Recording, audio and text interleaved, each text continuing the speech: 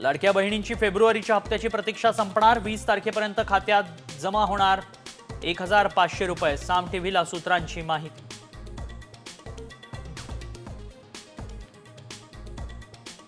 सोन्याचा भाव 85,000वर. आगामी काळात सोन्याचा दर 90,000वर जाण्याची शक्यता.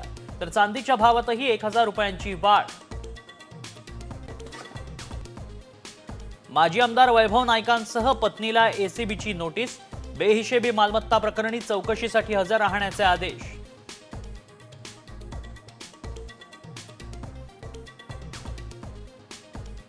जालन्यात मुलीनं आंतरजातीय विवाह केला म्हणून आईवडिलांनी मुलासह 2 महिने डांबून ठेवलं.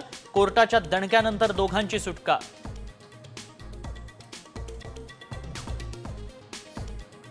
डबल महाराष्ट्र केसरी चंद्रहार पाटील दोन्ही गदा परत करणार. पंचांच्या चुकीच्या निर्णयामुळे माझ्या हॅट्रिकची संधी हुकली. चंद्रहार पाटलांचा संताप.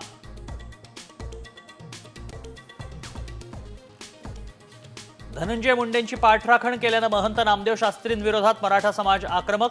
देहूतील कीर्तन रद्द करण्याची मागणी.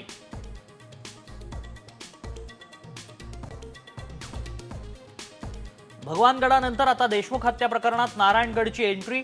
महंत शिवाजी महाराजांनी देशमुख कुटुंबियांची घेतली सांत्वनपर भेट.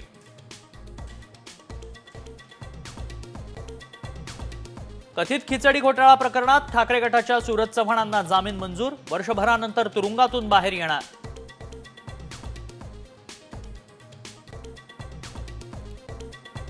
देशभरात आता समान टोल आकारणार.